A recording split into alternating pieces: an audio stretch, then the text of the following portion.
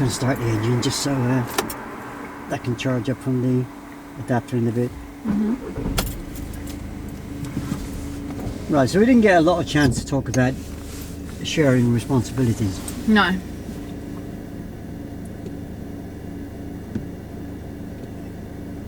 Can you imagine if you mentioned the Parnell Park earlier on, yeah? Yeah.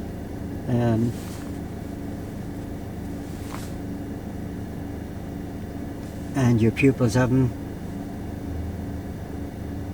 the one who they wouldn't do the emergency stops. He was also having problems with reference points. Yeah. So is there any way you could make that a little bit easier for him? Well, with the parallel park, I can take control. I can take responsibility for the observations for him, so that he just has to concentrate on the manoeuvre itself. Yeah, so it could be either he's having trouble with the accuracy or the control. Yeah. And yes, you could offer to take responsibility for the observations. Yeah. That means you've got to really be looking. Yeah. Yeah.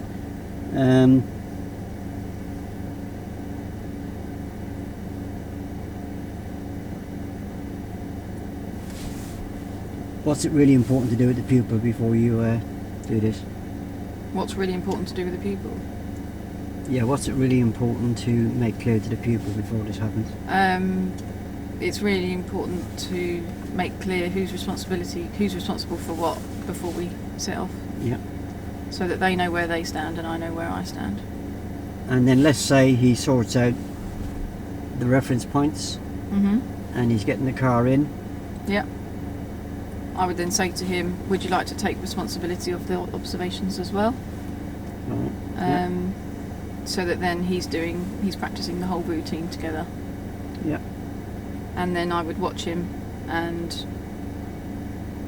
if he wasn't doing effective observations, then I could suggest perhaps helping him with a prompt. But that would have to be agreed before we continued.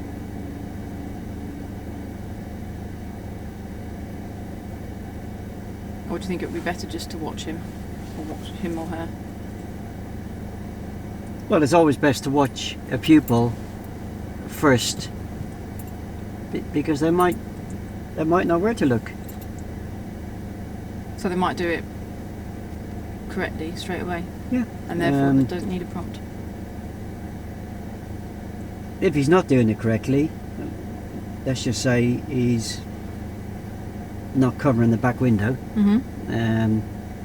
He's looking round him, but he's not getting the back window in. He's relying on the mirror. What could you say to him? I could stop the car from moving and say, how do you know there's no one behind us? How do you know there's not a child running behind us right now?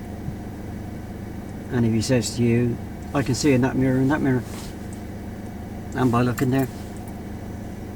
And I'll say, well, the picture can change very quickly, especially if you're in a car park or something. And so you need to be literally looking, doing effective observations constantly. So if you look over either your left or your right shoulder there, Yeah.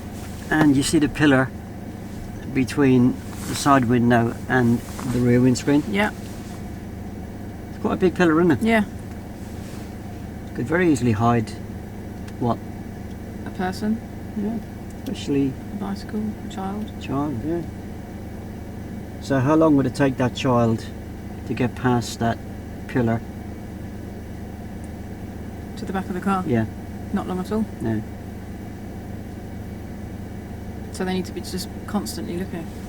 So I wouldn't be telling him all this. I'd be Asking. asking him. So because they will learn a lot better from understanding, yeah. Yeah.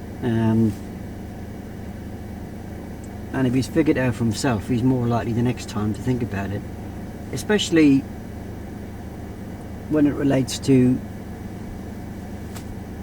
children or pedestrians. Yeah. Okay.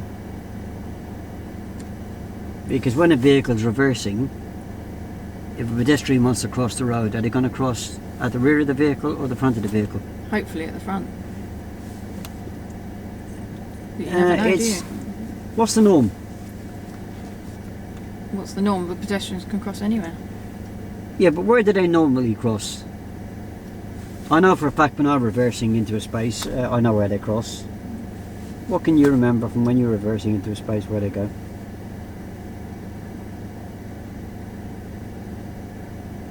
I don't know what you mean.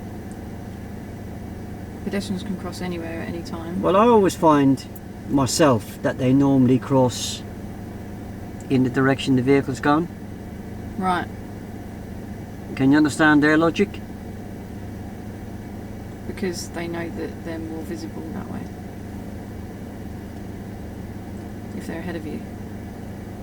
Yeah, could it be that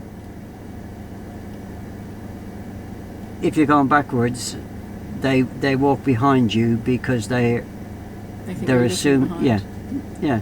And if you're going forward, they'll probably cross in front of you because they're probably so. Yeah. So they're not doing it on purpose. No. It's just human nature. I've not really thought about it like that before. Actually. Yeah, if you try it yourself the next time you're crossing the road when somebody's doing a parallel park, I bet they're going backwards. You'll automatically. Okay. Yeah. But now that you're on a trainee license, you'll probably think, well, I can see through the window and they're looking in the mirror, so maybe I'll wait on the pavement till they park. Yeah. Good idea. So, this sharing responsibility, what about on the reverse bay park? Could the same be done? Yeah.